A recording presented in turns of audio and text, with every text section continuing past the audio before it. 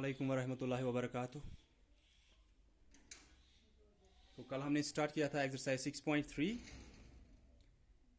Right the division facts for the following multiplication facts. वहाँ से हमको मल्टीप्लिकेशन फैक्ट कोई दिया होता था तो उसके डिवीजन फैक्ट्स हमको लिखने थे। और मैंने कल ही आपको बोला था कि most of the multiplication facts have to division facts. जो ज़्यादातर मल्टीप्लिकेशन फैक्ट होते हैं उनके दो दो डिवीजन फैक्ट्स होते हैं। तो जैसे वहाँ पे आपको एक्सरसाइज में पहला दिया भी था 12 multiplied by 7 is equal to 84।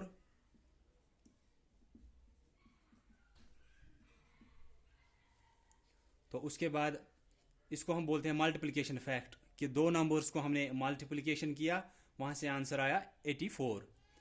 कि 12 मल्टीप्लाइड बाई 7, इन दोनों को हम क्या बोलते हैं, फैक्टर्स ऑफ 84, जो हमारा यहाँ से प्रोडक्ट आया हुआ होगा। इन दो नंबर्स को मल्टीप्लिकेशन किया, वहाँ से 84 आया। जो हमारा ये 84 है इसको हम प्रोडक्ट या मल्टीपल बोलते हैं।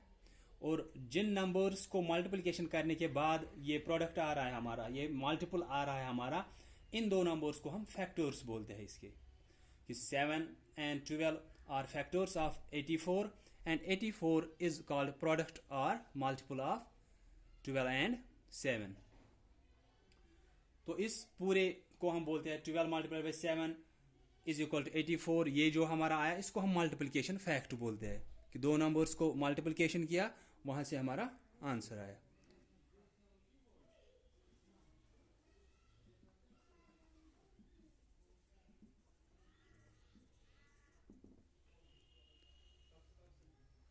तो इसको हम मल्टीप्लिकेशन फैक्ट बोलते हैं। 12 को मल्टीप्लिकेशन किया 7 के साथ, हमारा आंसर 84 आया। इसको हम मल्टीप्लिकेशन फैक्ट बोलते हैं। दो नंबर्स को मल्टीप्लिकेशन किया, वहाँ से प्रोडक्ट आया या मल्टीपल आया। इसके बाद मैंने बोला कि हम ज़्यादातर जो हमारे मल्टीप्लिकेशन फैक्ट्स होते हैं उनके दो दो डिवीजन फैक्ट्स होते हैं।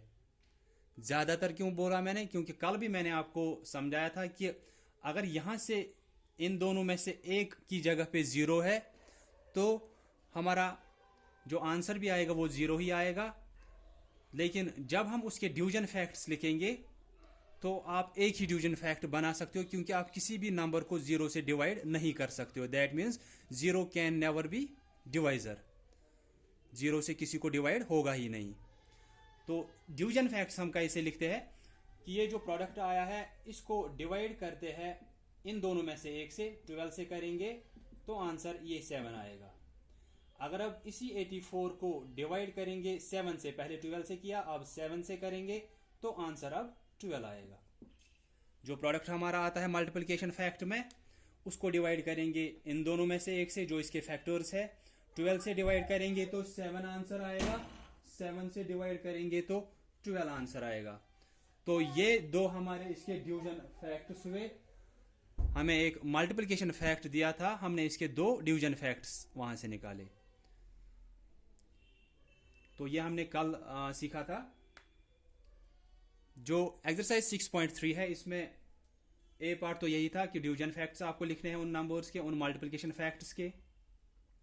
बी, सी और डी जो है, तीनों में आपको एक फार्मूला के हिसाब से वो करने हैं और हर एक में आपको क्या, मल्टीप्लिकेशन के हिसाब से ही करना है।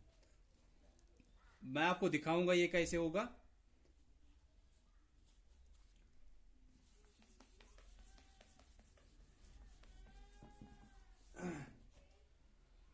तो जैसे कि मैं एक डिवीजन फैक्ट यहां पे लिखूंगा, 10 divided by 5 is equal to 2। कि 10 को हमने डिवाइड किया 5 से, हमारा आंसर 2 आया। और मैंने इसका आपको बोला भी है कि जिस नंबर को हम डिवाइड कर रहे हैं, जैसे कि यहाँ पे 10 को हम डिवाइड कर रहे हैं, इट्स कॉल्ड डिविडेंड। जिस नंबर से हम डिवाइड कर रहे हैं दैट मीन्स 5 से हम डिवाइड कर रहे हैं, इसको डिवाइजर बोलते हैं। जो हमारा वहां से आंसर आता है इसको हम कोशेंट बोलते हैं। दैट मीन्स 2 यहाँ पे कोशेंट है। यहाँ पे रिमाइंडर कुछ दिखाया नहीं गया है। इसका मतलब है, या मैंने कल भी आपको बोला कि एक्सरसाइज 6.3 और 6.4 जो है इसमें आपको रिमाइंडर का कुछ दिया नहीं होगा, क्योंकि इनको बराबर डिवीजन होता है। कि 10 को बराबर डिवाइड होता है 5 से, वहां से 2 आंसर आता है कोशेंट। इन्होंने रिमाइंडर क्यों नहीं लिखा है, क्योंकि रिमाइंडर वहां पे 0 आएगा। इसीलिए ये जब आप देखोगे भी अपने बुक 6.3 एक्सरसाइज के ऊपर आपको एक फार्मूला लिखी है कि dividend is equal to divisor multiplied by quotient. वहां पे क्या दिया है कि dividend is equal to divisor multiplied by quotient plus remainder. Dividend जो होता है वो बराबर होता है डिवाइजर मल्टीप्लाइड बाई कोशेंट। पहले हम डिवाइजर और कोशेंट को मल्टीप्लिकेशन करते हैं, फिर जो आंसर वहां से निकलता है उसको हम ऐड रिमाइंडर करते हैं। आपकी बुक पे वहां पे 6.3 एक्सरसाइज के ऊपर रिमाइंडर नहीं लिखा गया है। वो क्यों नहीं लिखा गया वो मैंने आपको बोला कि आपको वही डिवीजन फैक्ट्स दिए हुए होंगे जिनमें रिमाइंडर 0 आता होगा, इसीलिए वहां पे नहीं दिखा रहे इन एक्सरसाइज में। लेकिन आगे जाके ये आपको फिर से रिमाइंडर ऐड करेंगे वहां पे कि डिविडेंड बराबर होता है divisor multiplied by quotient plus remainder. उस टाइम आपको ये नहीं सोचना है कि पहले तो इन्होंने बोला डिविडेंड बराबर होगा डिवाइजर मल्टीप्लाइड बाई कोशेंट, अब उसमें अब नया कुछ ला रहे हैं, रिमाइंडर और से ला रहे हैं। तो असल में तो फार्मूला ये है। तो पहली वाली इन दो एक्सरसाइज में क्यों नहीं दिखा रहे 6.3 और 6.4 में ये रिमाइंडर का, क्योंकि इनको एग्जैक्टली डिवाइड होता है कि आप जब इन दोनों को मल्टीप्लिकेशन करोगे, अगर रिमाइंडर 0 है, इन दोनों को मल्टीप्लिकेशन किया, वहां से जो आंसर आया उसमें अगर हम 0 ऐड करेंगे उससे कोई फर्क नहीं पड़ेगी आंसर पे। जैसे कि हम ये करेंगे पहले यहाँ पे कि मैं आपको ये दिखाऊंगा रिपीटेड सब्ट्रैक्शन से जो आपने 6.1 एक्सरसाइज में किया था कि हम डिविडेंड को माइनस करते जाते हैं ये डिवाइजर जब तक कि हमको लास्ट में 0 निकलता है, या ऐसा कोई नंबर जिसको फिर और ये डिवाइजर आप माइनस नहीं कर सकते हो। तो हम करेंगे ऐसे 10 डिविडेंड था, इसको माइनस करेंगे 5 डिवाइजर, तो आंसर आएगा 5, 10 माइनस 5। तो ये फर्स्ट स्टेप। देन माइनस फिर से डिवाइजर ही करना है 5, यहाँ पे 0 आया, ये सेकंड स्टेप। अब हमारा आंसर 0 आया तो इसके बाद आप कुछ नहीं कर सकते हो। तो ये क्वेश्चन हमारा सॉल्व हुआ 2 स्टेप्स में, इसीलिए हम बोलते हैं क्वेश्चन हमारा 2 है। ये 0 जो लास्ट में रहा इसी को हम रिमाइंडर बोलते हैं कि रिमाइंडर यहां पे 0 रहा। तो जब यहां पे लास्ट में सिर्फ 0 रहता है तो इसको हम वहीं पे बोलते हैं कि रिमाइंडर 0 रहा। तो रिमाइंडर मींस जो बाकी रहता है वहां पे कि आपने डिवाइड किया, डिविडेंड को डिवाइड किया डिवाइजर से, वहां पे आपका कोशेंट मिला, अगर कुछ वहां पे लास्ट में बाकी रहता है तो उसको हम रिमाइंडर बोलते हैं, बाकी रहना। तो अगर हम इससे अब देखेंगे कि इसी डिवीजन फैक्ट पे हम ये फार्मूला अप्लाई करेंगे, हम देखेंगे ये ठीक आ रहा है क्या। एक साइड से क्या दिया है डिविडेंड, बीच में इक्वल की साइन दी है, जैसे कि हम इसको पढ़ते हैं dividend is equal to divisor multiplied by quotient, इन दोनों को मल्टीप्लिकेशन करना है, फिर रिमाइंडर ऐड करना है। तो हम क्या करेंगे कि एक साइड से डिविडेंड है वो हमको पता है, ठीक है, हम यहां से देखेंगे आंसर क्या आएगा। लेकिन आंसर क्या आना चाहिए वो आपको पहले से ही पता है कि अगर यहां से डिविडेंड है, बीच में इक्वल की साइन है, इसका मतलब जो यहां से आंसर होगा वही यहां से भी आना चाहिए। बीच में इक्वल की साइन है तो वहीं से आपको पता चलना चाहिए जो आंसर यहां से है वही यहां से भी आना चाहिए। दैट मीन्स डिविडेंड अगर 10 है, इन सब को सॉल्व करने के बाद आपको 10 ही आना चाहिए, क्योंकि डिविडेंड बराबर होता है इस साइड के, ये साइड बीच में इक्वल, दैट मीन्स ये साइड बराबर है इस साइड को। इसका मतलब जितना आंसर यहां पे होगा इस डिविडेंड का वही यहां से भी आपको निकलना चाहिए। तो डिविडेंड कितना है 10, वो आप हमको पता है, तो हम ये साइड वाला सॉल्व करेंगे। तो हम देखेंगे कि क्या निकलेगा हमको यहां से। डिवाइजर कितना है 5, मल्टीप्लाई करना है कोशेंट जो कि 2 है, इन दोनों को मल्टीप्लिकेशन करना है, फिर रिमाइंडर ऐड करना है जो कि पहले से आपको मैंने बोला कि वो 0 है। तो 2 5s are 10 प्लस करेंगे 0, ये आया गया 10 हमारा। तो इस पूरे साइड को सॉल्व करने के बाद हमारा आंसर 10 आया, और डिविडेंड क्या था यहां से पहले ही 10, तो डिविडेंड वहीं से दिया था 10 है, हमने यहां साइड वाले को सॉल्व किया तो वहां से भी 10 ही आया। इसका मतलब ये फार्मूला ठीक बोल रही है हमको कि डिविडेंड बराबर होता है divisor multiplied by quotient plus reminder.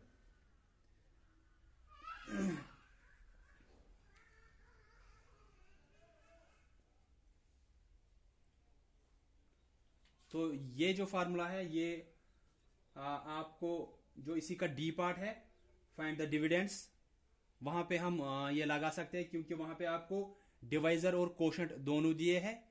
Reminder मैंने बोला कि फिलहाल के लिए आप 0 ही लोगे, या आप स्किप भी कर सकते हो इसको क्योंकि आपकी बुक पे भी वहां पे रिमाइंडर ऐड नहीं दिखाया गया है, लेकिन फुल फार्मूला यही है, कंप्लीट फार्मूला यही है कि आप रिमाइंडर इसमें ऐड करते हो। लेकिन रिमाइंडर इन एक्सरसाइज के लिए फिलहाल 0 है। आगे जाके मैं आपको दिखाऊंगा कि वो रिमाइंडर कैसे रहता है फिर वहां पे, और उसको हम ऐड कैसे करते हैं, फिर आंसर कैसे आता है ये इसका। तो जहां तक कि बी पार्ट है, फाइंड द कोशेंट्स, ये हम कैसे कर सकते हैं। जैसे कि हम यही आपको यहां पे लेंगे,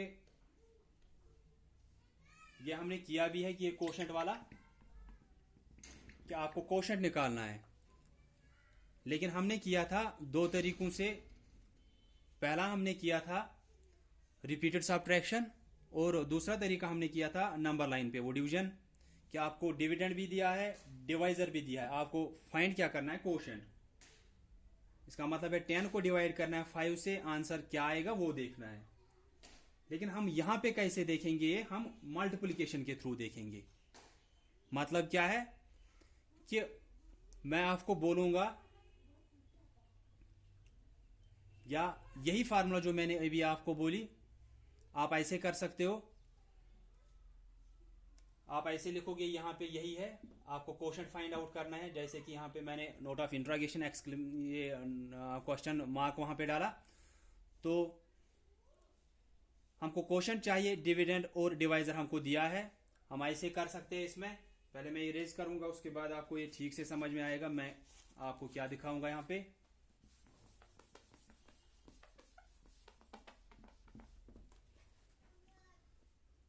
dividend divide by divisor is equal to, यहां से अब कोशेंट क्या आएगा वो निकालना है, क्योंकि बी पार्ट में आपको कोशेंट ही निकालने हैं कि डिविडेंड भी दिया है, डिवाइजर भी दिया है, कोशेंट निकालना है।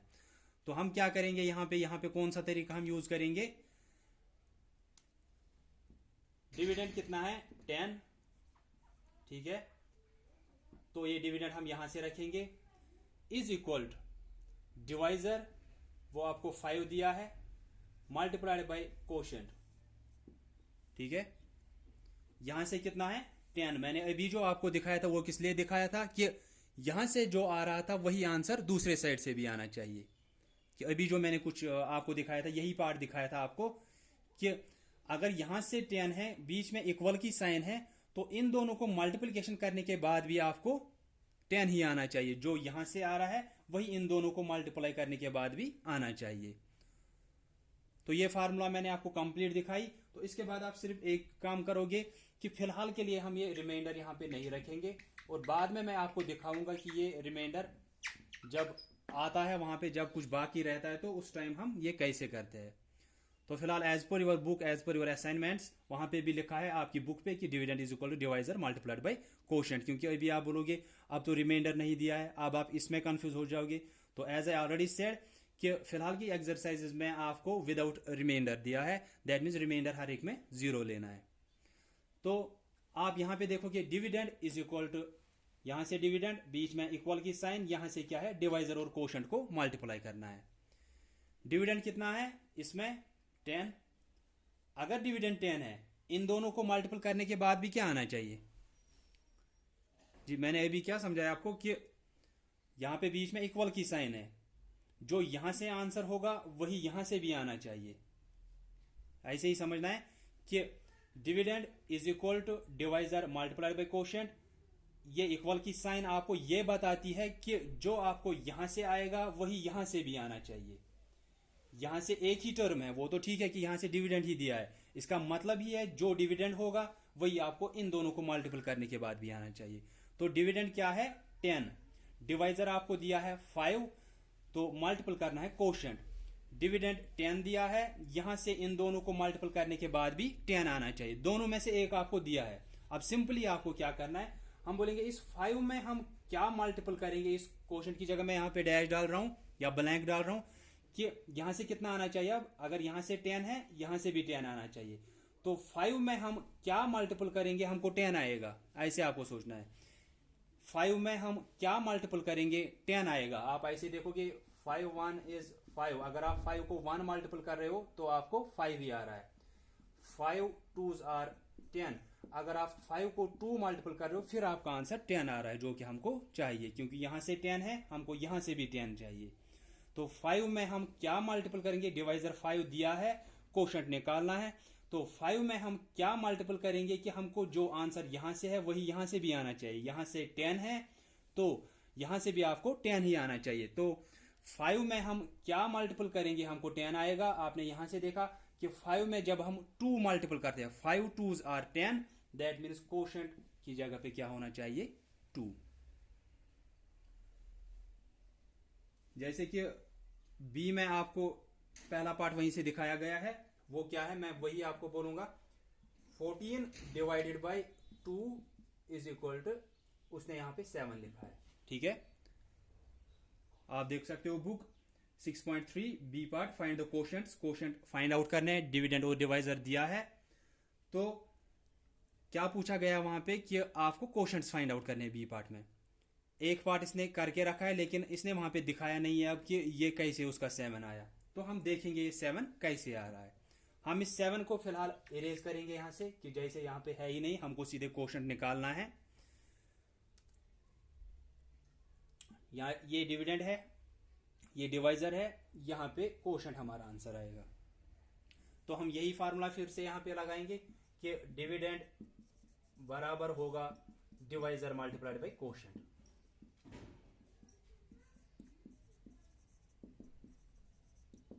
ठीक है, कि डिविडेंड बराबर होता है डिवाइजर मल्टीप्लाइड बाई कोशेंट। अब आप देखोगे डिविडेंड कितना दिया है, डिविडेंड जिसको हम डिवाइड करें दैट मीन्स 14।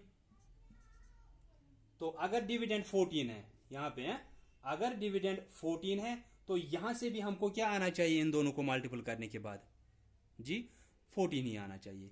क्योंकि बीच बार बार मैं बोल रहा हूं ताकि आपको ठीक से समझ में आए, बीच में इक्वल की साइन दी है, इसका मतलब ये जो यहां से आएगा आंसर वही यहां से भी आना चाहिए। अगर यहां से 14 है तो यहां से भी आपको 14 ही आना चाहिए। अब दोनों में से एक दिया है, आप उसके टेबल में ही देखोगे फिर कि ये 14 कहां पे आएगा। हम ऐसे करेंगे, डिवाइजर दिया है, डिवाइजर दिया है 2, मल्टीपल करना है अब ये कोशेंट, हम यहां पे क्यू लिख सकते हैं फिलहाल के लिए। तो अब आपको इन दोनों को मल्टीपल करने के बाद कितना आना चाहिए, जितना यहां से है, कि डिविडेंड आपको 14 दिया है, डिवाइजर मल्टीप्लाइड बाय कोशेंट भी 14 आना चाहिए। अब डिवाइजर 2 दिया है, आप ऐसे देखोगे बी की तरह कि यहां से 14 आना चाहिए, तो 2 में हम क्या मल्टीपल करेंगे, हमको 14 आएगा। यहां से 14 है तो यहां से भी 14 आना चाहिए। 2 दिया है डिवाइजर, तो 2 में हम क्या मल्टीपल करेंगे, हमको 14 आएगा वहां से आंसर। तो आप सिंपली क्या करोगे, 2 के टेबल में आप देखोगे ऐसे 2 1 is 2, 2 2s are 4, 2 3s are 6, 2 4s are 8, 2 5s are 10, 2 6s are 12, 2 7s are 14। 2 को जब आप 7 मल्टीपल कर रहे हो फिर आपका आंसर 14 आ रहा है, क्योंकि हमको 14 ही चाहिए वहां से भी, यहां से 14 है, यहां से भी 14 चाहिए। 2 में आप क्या मल्टीपल करोगे, हमको ये 14 आएगा। 2 7s are 14, इसका मतलब कोशेंट क्या आया, 7, इसीलिए आपकी बुक पे वहां पे वो 7 लिखा है। तो आई होप कि आपको ये आएगा ये पार्ट, कि या तो मैं एक और पार्ट इसी पे दिखाऊंगा आपको फिलहाल।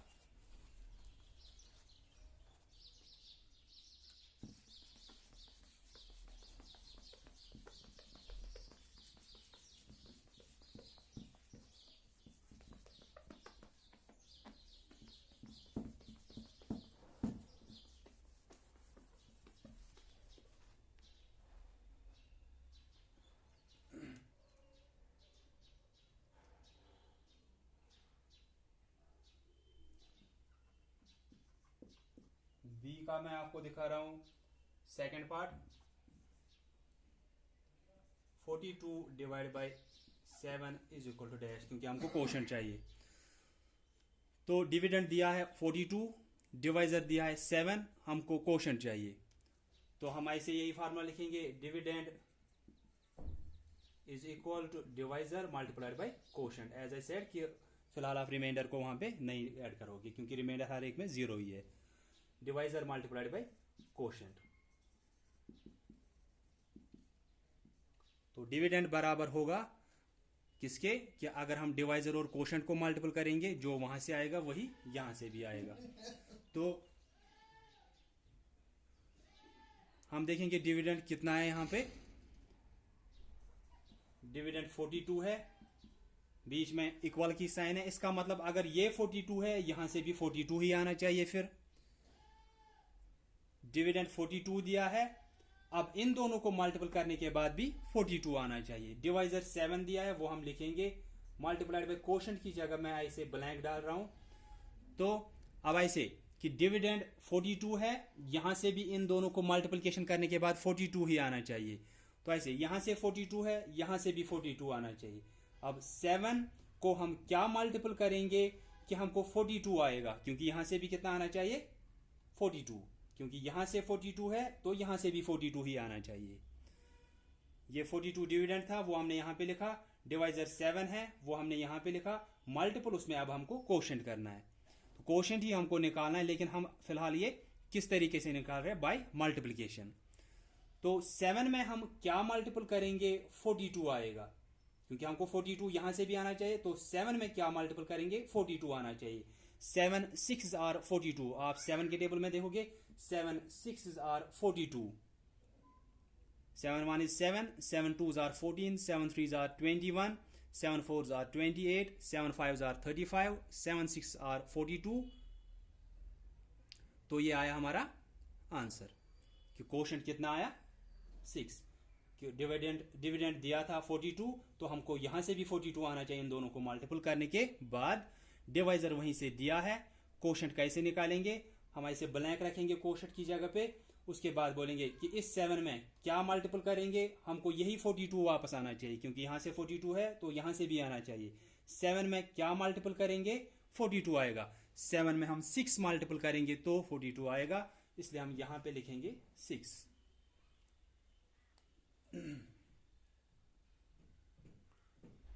तो फिलहाल आप ऐसा काम करोगे कि एज पर योर डायरी आप सिर्फ आज बी पार्ट ही करोगे, then tomorrow we will be doing C and D, क्योंकि डी मैंने आपको पहले ही बोला है कि उसमें सीधे फार्मूला ही लगानी है। आपको डिविडेंड भी दिया है वहां पे, नहीं आपको वहां पे डिवाइजर और कोशेंट दिया, आपको डिविडेंड फाइंड आउट करना है। तो जब आपको फार्मूला पता है कि dividend is equal to divisor multiplied by quotient, तो आपको सीधे वहां पे वो निकलेगा। वो मैं आपको कल फिर से दिखाऊंगा वो कैसे निकलेगा, और सी पार्ट भी हम कल ही करेंगे। तो फिलहाल एज पर योर डायरी आज आप बी पार्ट करोगे, फाइंड द कोशेंट। इसी तरीके से if anyone will be having any type of confusion you can ask me. So that